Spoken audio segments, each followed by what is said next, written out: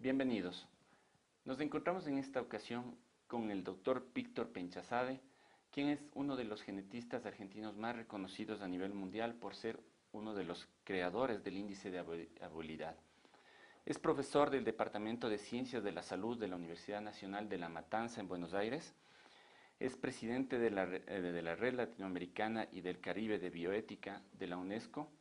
Y con él vamos a conversar precisamente sobre el índice de abuelidad. Bienvenido, doctor Penchazade. Muchas gracias. Precisamente, empecemos por esto. ¿Qué es el índice de abuelidad? Bueno, yo tendría que hacer una especie de preámbulo y de introducción al tema, de dos vertientes. Una, la historia del terrorismo de Estado en la Argentina, y lo otro, el desarrollo de la genética de identificación humana. Entre el año 76 y el 83 gobernó Argentina un gobierno militar que se caracterizó por atrocidades y violaciones gravísimas a los derechos humanos, y en particular, y es de lo único que voy a hablar ahora acá, la apropiación de niños de personas que ellos capturaban y desaparecían. En Argentina hubo 30.000 desaparecidos, y entre las personas desaparecidas, que eran la mayoría jóvenes, hubieron entre 400 y 500 mujeres embarazadas al momento de su captura. Esas mujeres embarazadas tuvieron,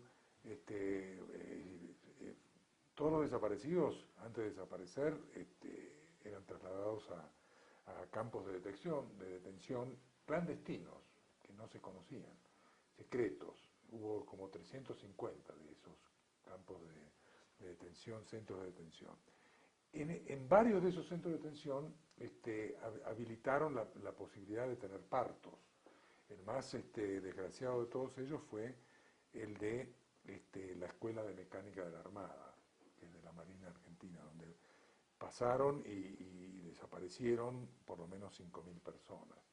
Y hubo varias mujeres embarazadas, algunas que tuvieron los partos ahí mismo. Hoy en día es un museo de la memoria.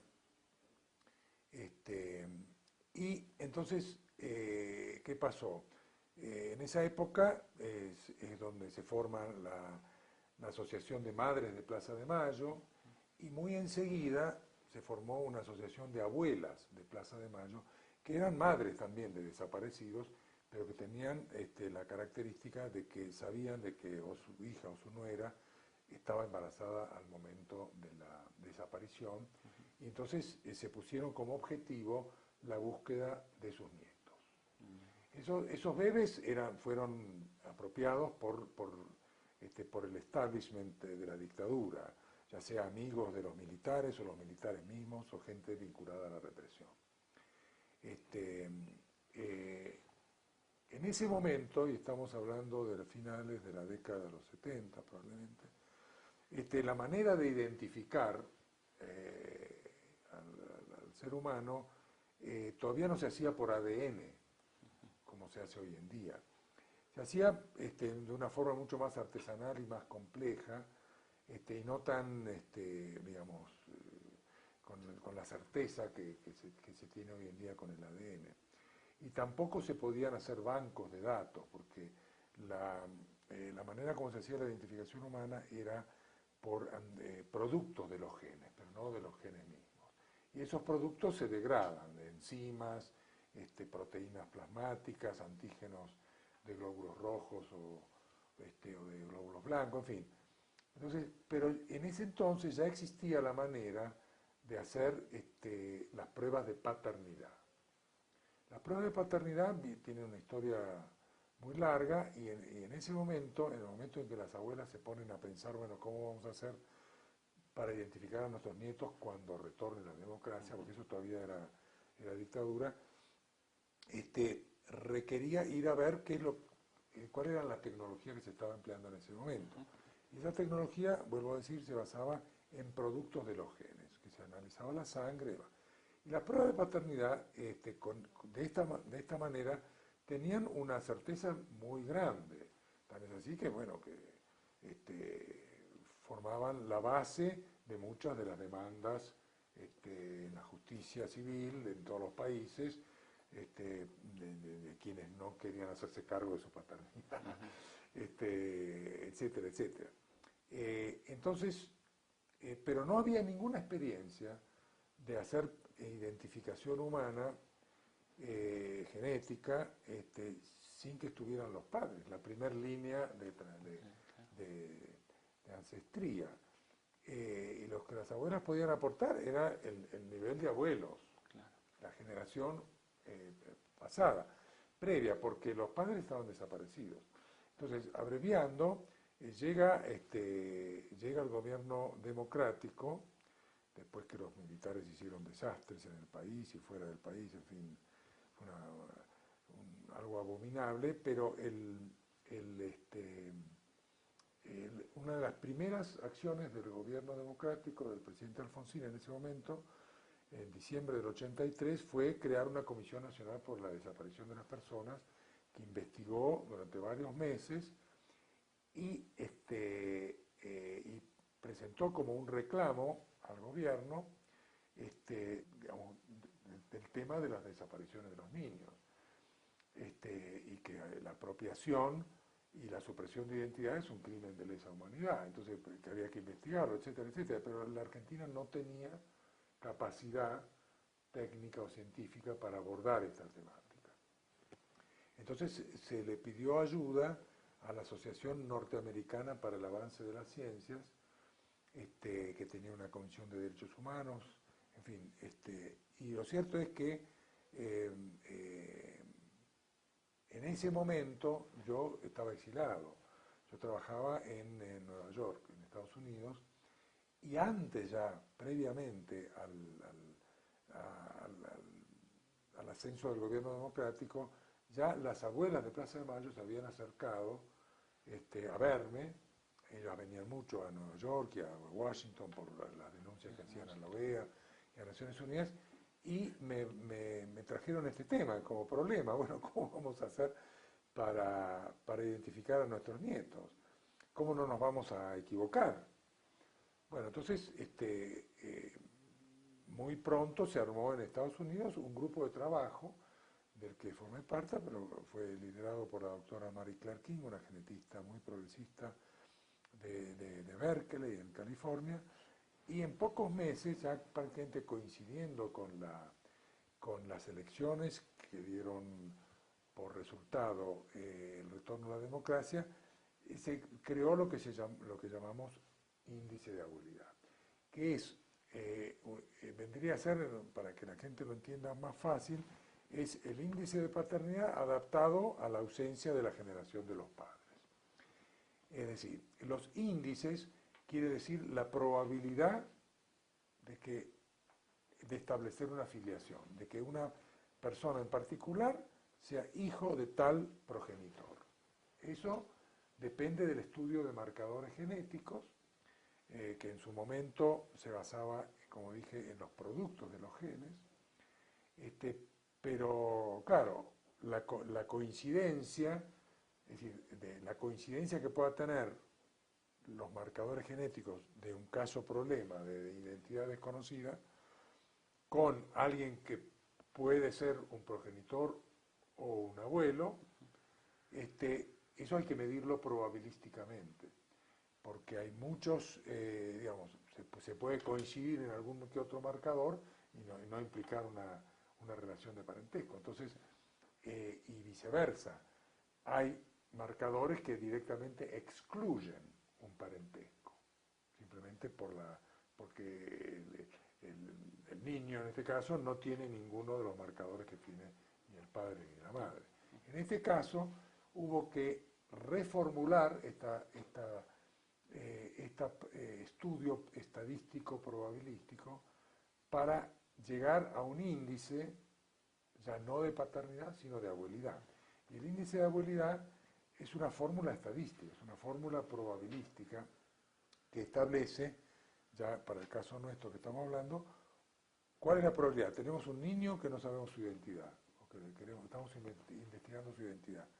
¿Cuál es la probabilidad de que este niño sea nieto de esta pareja de abuelos, o de estos 4 abuelos? Eso es lo que dio en ese momento el índice de abuelidad. En realidad, la tecnología de laboratorio, en ese momento, y estamos hablando ya del año 84, era la misma que se utilizaba para las pruebas de paternidad y se basaba en los glóbulos, en los antígenos de los grupos sanguíneos, de los grupos que son todos heredados y heredables y que tienen muchas alternativas, o sea que hay mucha variación genética en los grupos sanguíneos, en los grupos de histocompatibilidad, que son los grupos que tienen los glóbulos blancos, etc. Y ya para entonces, en el 84, ya estaba funcionando la Comisión Nacional por la Desaparición de Personas, que pidió ayuda a la Asociación Norteamericana para el Avance de la Ciencia, eso es lo que dije hace un ratito, que mandó una misión, un grupo de expertos que vinieron a la Argentina en enero o febrero del año 84. Había dos problemas graves de identificación, que requerían identificación antropológica y o genética, que eran los desaparecidos, que en su mayoría estaban muertos, pero no se sabía dónde estaban, ni se sabía qué había pasado con ellos, ni nada. Los militares se cuidaron muy bien hasta ahora. Ahí ha habido un pacto de secreto entre ellos para no decir absolutamente nada. Bueno, pero se empezaron a encontrar tumbas, fosas, algunas en cementerios comunes, pero inscritos como NN, otros descubiertos de las maneras más variadas y que sumaban ya más de como 1500. Y no había capacidad en Argentina para hacer una investigación antropológica.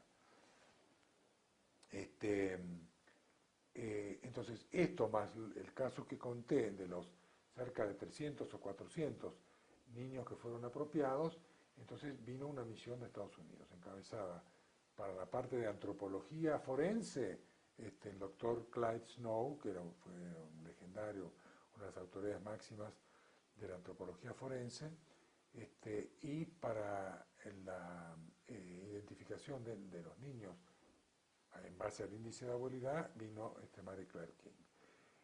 Y en ese momento fue cuando se identificó el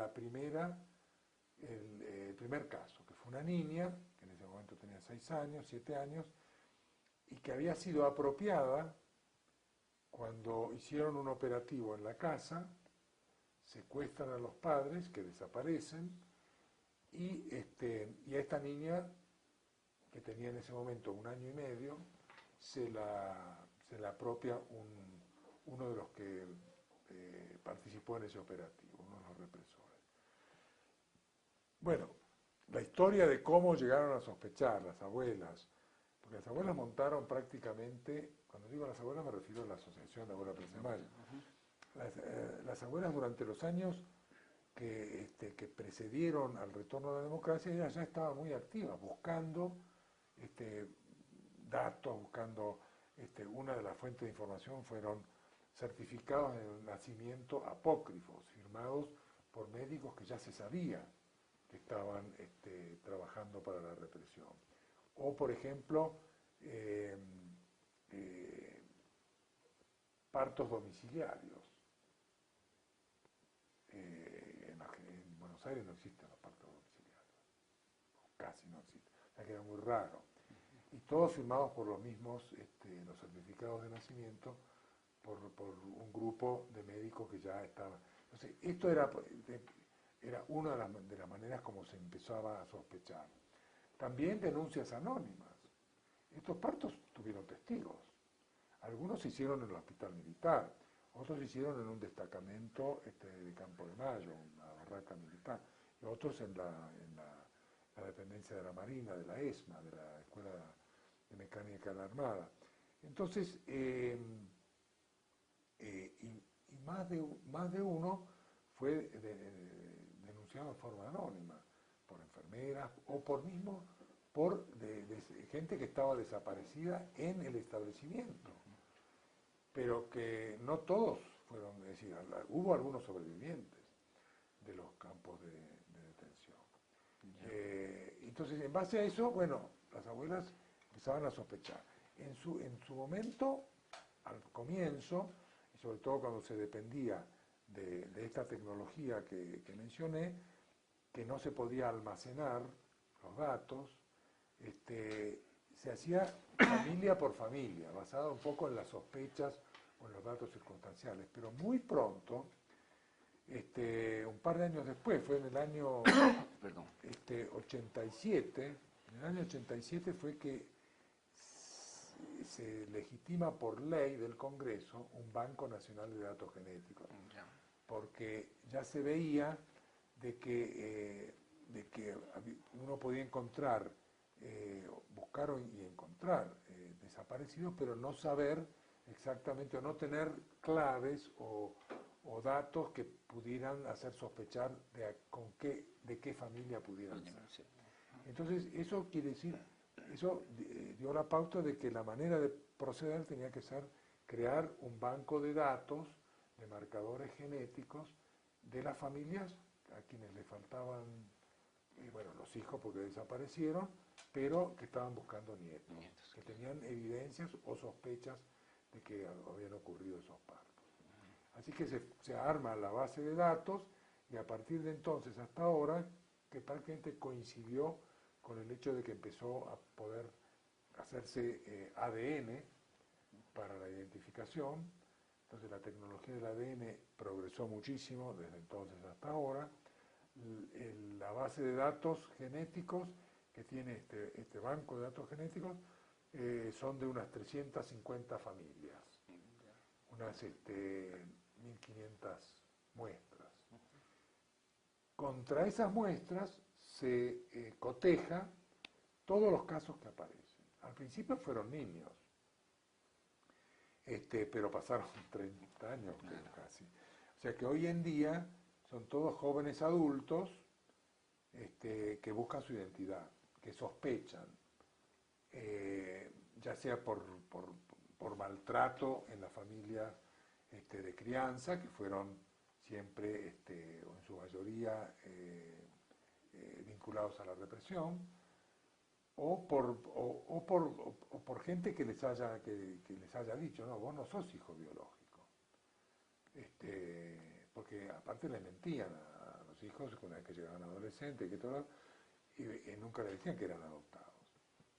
Y de hecho eso fue lo que ocurrió con uno de los casos más célebres y muy recientes del nieto de la presidenta de la Asociación Abuela de Plaza de Mayo, Estela Carlotto.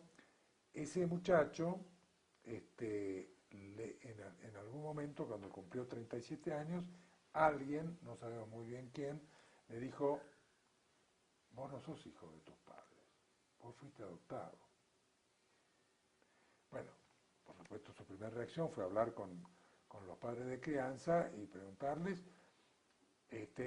Dio la casualidad que en este caso era una pareja bastante mayor que recibió ese bebé de algún militar, y eran peones de campo, eran campesinos, en fin, y que tenían, y que lo criaron con mucho afecto, y por ahí ni sabían su origen. Eso todavía está en la justicia, ese tema, si sabían o no sabían. Pero, entonces cuando le dicen, no, sí es cierto, no sos biológico, fuiste adoptado, te adoptamos, este muchacho lo primero que hizo a la semana fue ir a la agencia que tiene el Estado, que es la Comisión Nacional para la Identidad, que recibe a todos los jóvenes hoy en día que dudan de su identidad. Recibe cerca de 1000 personas por año. Imagínate cuán prevalente es la duda sobre su identidad de los jóvenes en Argentina. Claro, esta agencia hace un paneo, digamos, tiene que coincidir las fechas de nacimiento, que esto, que lo otro, y tiene que resultar relativamente creíble como para mandarlos entonces sí al Banco Nacional de Datos Genéticos para que tengan la muestra, etcétera, etcétera. Otras muestras vienen directamente de causas legales, de distinto origen. Muchas son litigios que generan los que buscan a sus nietos, o la propia Asociación de Abuelas de Plaza de Mayo. O sea, de esta manera se han identificado 119 personas que fueron apropiadas ya sea desde el nacimiento o desde los primeros meses de vida. Ahora, el índice de habilidad surge como una demanda específica de derechos humanos, pero ¿qué implicaciones tiene este índice para la genética como ciencia? Bueno, a ver, claro, este era el otro camino que yo decía que había que explorar y en base, en este caso, de la historia de la genética, porque la genética es una ciencia muy nueva, pero sin embargo los prejuicios genéticos existen ancestralmente, desde la época que, digamos, que se crearon, o sea, que se inventaron, diría yo, las razas. Y el prejuicio racial, que desde entonces fue y que en gran medida todavía perdura lamentablemente, pero en ese momento fue lo que permitió el mercado de esclavos, lo que permitió la esclavitud. O sea que la genética, que todavía no se llamaba genética, pero que los prejuicios existían y basados en prejuicios. O sea, los prejuicios se basaban, perdón, en el hecho de que alguien que tiene ascendencia africana vale menos que alguien que tiene una ascendencia europea. Bueno, eso no fue lo que permitió la millonada de esclavos con que se nutrió la economía de esta región con el colonialismo, con la conquista, la colonización. Entonces, y ya llegando mucho más cerca de nuestros tiempos, al comienzo del siglo XX, esos prejuicios ya la genética se hablaba de genética, pero se la llamaba eugenesia, porque una de las principales actividades de los genetistas en ese momento era tratar de determinar quién tenía derecho a tener hijos y quién no, basado en características deseables o indeseables, definidas desde el poder, digamos. Entonces la genética bueno, se esterilizaron. En Estados Unidos en la década del 20 hubo documentadas 100.000 esterilizaciones mandadas por un juez, porque esta persona no era apta para tener hijos, con pretexto de lo más absurdos. Delincuentes o gente que había tenido problemas con la justicia o que padecían alguna enfermedad como epilepsia, en fin, alcoholismo, cuando que en ese momento no había ninguna prueba, y sigue sin haberla, que esos trastornos fueran necesariamente hereditarios. También justificaron las cuotas migratorias, porque había grupos humanos de menor valía que otros. Estados Unidos, por ejemplo, no permitía el ingreso o le tenía una cuota muy acotada para los europeos, distinguía entre los anglosajones de los meridionales, y los meridionales la cuota era mucho menor y era mucho más difícil inmigrar en Estados Unidos. Otro tanto con los asiáticos. Entonces, y eso fueron leyes que los genetistas de la época iban de asesores. Entonces, bueno, y ni que hablar de la higiene racial que hicieron los nazis en Europa con el Holocausto y millones de víctimas, todos basados en prejuicios raciales genéticos. Entonces, claro, eso por supuesto después de la Segunda Guerra Mundial, el péndulo se dio vuelta y las atrocidades nazis tomaron cuerpo presente, y, en fin, hubo condenados a muerte por los juicios de Nuremberg, etc. Y entonces la genética de alguna manera empezó a lavarse las manos, a tratar de sacarse esas manchas del pasado. Y yendo ya al año a la década de los 80, cuando esto empezó a hacerse en la Argentina, o sea, la aplicación de la genética a un objetivo de derechos humanos tan loable como el derecho a la identidad, muchos de nosotros, genetistas, que teníamos una posición muy crítica sobre el pasado oprobioso de la genética, nos felicitamos. Nos felicitamos de que finalmente la genética pudiera tener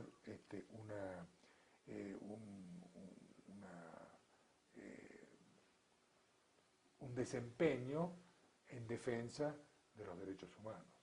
Y desde entonces hasta ahora, la genética forense, que es la que se dedica a la genética de identificación humana, ha tenido un auge muy grande, tanto tecnológico como político, ético, porque Naciones Unidas han sacado desde hace varios años que está impulsando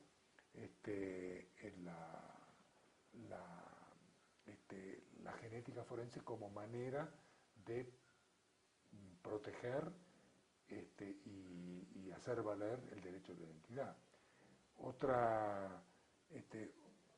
Otro factor importante ha sido, por supuesto, en los desaparecidos, las osamentas que se han encontrado en Argentina. De esos 2.000 personas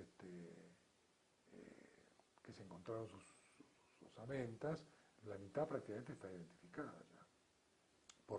Al comienzo por métodos de antropología forense, y ya después con el ingreso del ADN como herramienta crucial.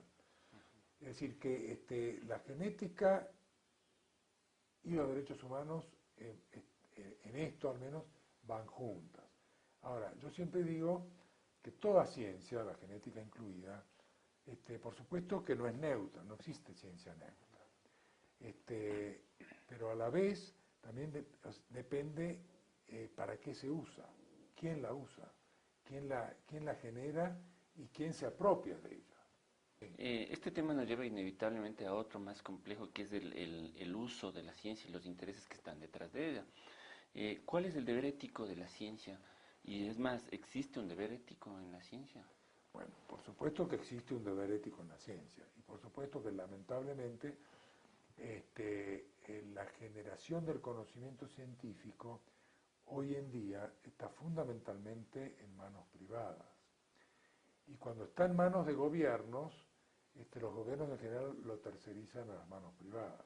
Y cuando está en manos de gobiernos, lamentablemente también se privilegia la geopolítica y se privilegia la ciencia vinculada a la guerra.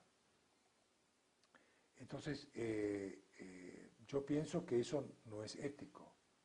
No es ético que un científico trabaje para matar mejor a la gente. Y hay muchos científicos que se dedican a eso. No es ético que un científico que se ocupa, por ejemplo, de inventar fármacos o medicamentos, trabaje exclusivamente para la industria privada farmacéutica, que es conocido que en sus ensayos clínicos de nuevos medicamentos trata de violar todos los derechos humanos posibles sin que se note mucho, porque hoy en día las violaciones éticas que cometía la industria farmacéutica hace 10, 15 o 20 años o 40 años, hoy en día este desarrollo de la bioética que ha ocurrido en los últimos 30 años lo ha hecho mucho más difícil. No es que no lo hagan, pero tratan de que no se note demasiado. Y una de las maneras a las que recurren es a la creación de comités de bioética que les responden a ellos, a la industria. Ellos mismos tienen sus propios comités de ética de la investigación. Entonces, lo que nosotros desde la Red Bioética UNESCO estamos tratando de hacer es de educar, porque somos una entidad principalmente académica y principalmente educativa, pero educar en bioética y en una ética de la investigación crítica y contrahegemónica a lo que está ocurriendo en la mayor parte de los países, que es una ética que yo la veo demasiado funcional al statu quo y a los intereses comerciales que nos gobiernan. Agradecemos la presencia del doctor Víctor Penchazade. La verdad es que se nos quedan muchas preguntas en el tapete y siempre es un placer conversar con usted y que esperamos que este día sea placentero. Muchas gracias, Fernando.